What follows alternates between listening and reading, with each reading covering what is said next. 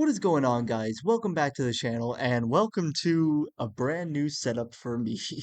I don't know if you guys can hear it. I don't know how good my mic is picking up the noise of this, but I have a fan running in the background because it is still absolutely blisteringly hot over here. So I wanted to be able to do something to be able to make things a little bit easier, keep myself cool, and keep myself from dying while I do one of these recordings, because that's always the goal. Anyway. Today we are going to be doing something once again a little different from what I originally planned. With the final episode of Ruby having just aired about, what is it, 3 hours now? I wanted to do something to celebrate the finale of this absolutely amazing volume. And originally to celebrate that, I was going to post a probably along the same lines the other covers I've done, not so good cover of Inside, because I really love that song and I wanted to be able to do a cover of it. Um, but instead, I decided what I'm going to do is I'm going to be paying Ruby the same respect that I paid the Owl House, because both shows mean the absolute world to me, and I do want to be able to kind of share my thoughts, share how I feel about the overall everything when it comes to a volume of Ruby and how it just feels now that we're here at the end of Volume 9. And whoo boy, what a trip this one was. Um, a lot of people I know online are saying this volume is a filler arc, and I will say I'm definitely one of those people where if I see something where it's just like a little filler in the middle of everything that's not really doing a whole lot of stuff, I instantly log out. I just don't enjoy watching any kind of filler episodes of anything, really. I will say that for a filler arc, if that is what we want to call Volume 9, stop! Before we continue, I forgot to say this in the original recording of this video, but this is going to contain a lot of Ruby Volume 9 spoilers, so if you haven't seen Ruby Volume 9 yet, please go check it out and then come back to this video. Alright, go back to enjoying the video. Thank you, me, for remembering to do this ahead of time. This was absolutely freaking amazing. I mean, like, yes, we got Bumblebee. Yes, we got more development to the world, more explanations as to the gods. We got a scene with Summer and Raven. Thank God we finally got Raven. We got Raven back in this. And we got some closure to Neo on top of everything else. And, like, all of that is amazing. But that doesn't, the amazingness doesn't stop there. The amazingness of this volume doesn't just stop there. There are so many things that they do over the course of this whole volume that I thought was just simply amazing to see. We get a lot more development of these characters, which honestly, I think the characters solely needed. I think I might have talked about this a little bit in my State of Ruby video a couple weeks ago that you guys seem to really enjoy. It seems like there's a lot of going on with the story, but not a whole lot happening with these characters as far as like substance and development for why they're here, why a lot of this matters to them, and that kind of thing. And I feel like Ruby Volume 9 as a volume on its own does so much in giving that to us. I'll say for anyone who says that they don't like Jean, and I know a fair number of people who don't, this does so much for Jean in showing just the way he's developed, how our boy has grown from the I don't know which one to call him, the underdog from the very first episode, and from how he's developed from the first volume up until now. And then there's other characters like Ruby, who obviously gets a lot of development over the course of this volume. She she gets to grow and develop into an actual identity. It's a character who's not just there as like the poster girl of the show. She is so well developed over this. She gets so much of just like why she cares about all of this, what all of this is for, beyond just I want to be the hero. She gets so much of that, and she gets to deal with so many different things of like why things didn't work out for her in the past couple of volumes, which I talked about this with a friend of mine. There's so much of that that I wanted to see for this. Just like they made mistakes, and this volume was all about kind of coming to grips with the fact that they made so many mistakes and getting to the fact that they messed up and now they have to start working on how to fix it. Not letting it beat them down, but being able to get back up. That's what I've always loved seeing in Ruby. It's the biggest theme that I thought we could take away from Volume 3, and I love that we get to see that here. And then there's just the other characters where we get to see Weiss's motivation now, we get to see Blake's motivation now, we get to see Yang's motivation now, for all of them in that question of who or what are you? And getting that question answered for all of them, seeing this is why I'm here. This is what I'm trying to do. Blake trying to rebuild the Faunus, try to establish connections between the humans and the Faunus. For Weiss, rebranding the Schnee name. for Yang developing herself into a stronger person. All of that is amazing for these characters, and I love getting to see all this development on full display for all of them.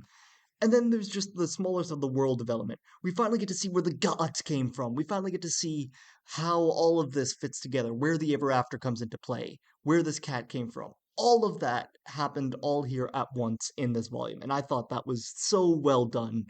Ruby, you guys absolutely killed it. Thank you guys so much for working as hard as you guys did. Thank you guys for giving us this volume. This was amazing to see. Really, there's not a whole lot story-wise. I could say I wanted to see more. I mean, obviously, I want to see what happens with Vacuo and everything like that, but like the setup and build-up that goes into getting us ready for that, I think is absolutely amazing. This volume was one of the best volumes we've gotten, like, yet. And I am so excited to see where they end up going with the next volume, to see where volume 10 is going to take us. I mean, we're in Vacuo now. It's the final kingdom. We haven't actually gotten to see this on display to any degree before, except for in the books. But now we actually get to see it. And now that means we're going to be getting Team Coffee, which I'm really excited about, and we're going to get to see so much more from this world and from so many other things, and I'm so excited to see it. Really, my biggest complaint, argument, or otherwise, which I feel like they've touched on a little bit in the last episode, which I kind of liked seeing, is mostly just the connection between Yang and Ruby.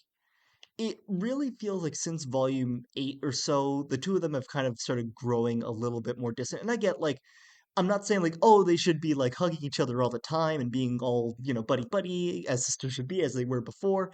That's not what I'm asking for at all. But it's just it definitely felt like in the earlier parts of especially this volume, Ruby needed someone to talk to. She needed someone to vent a lot of this out to. And I get it all needed to kind of reach a boiling point for Ruby to just explode with this in the end. And I get Yang's reaction of why didn't she come to talk to us about this? And I understand that, but I do feel like Ruby or not Ruby, Yang and everyone else should have been making a bit more of an effort to reach out to Ruby to check and just be are you doing okay? Is everything fine? And just a few other things with Yang, and just it doesn't feel like she's reaching out to her quite the way that she needs to for Ruby. And it's I wish we could have seen a little bit more of that over the course of the volume, but otherwise, I thought they still did fine. They developed a lot of the characters to be able to stand on their own while still making this Ruby story, which, as I was saying with the Owl House, is something that I'm learning more as I'm going through the shows. There's a bunch of shows where I can say I love the side characters a lot more than I love the main character, and it's man, I wish I could see the show through their perspective. And I'm always whenever I want to make a show of my own, I want to be able to make characters where it's everyone gets that equal time in the spotlight. But from actually seeing how the show works and from learning a little bit more now of the inner workings of what makes a show work. This is Ruby's story, and it's the thing is you need it to be Ruby's story because that's how you tell something that goes the distance and how you tell something that can go on for a long time. You can branch out, you can tell other stories while you're telling this one.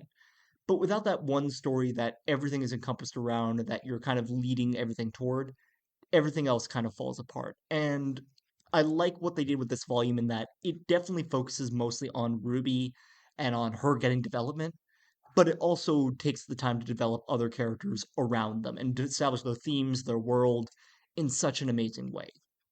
As I said before, this is one of probably the best volumes of Ruby we've gotten yet, and I'm super excited to see where they go with the next one.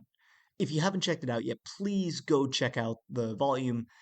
Please check out this series because it means the absolute world to me. If you guys want to know basically how much this show means to me, there's another video you guys can check out, which is just why Ruby, why I love the show so much, and I promise you guys won't regret it.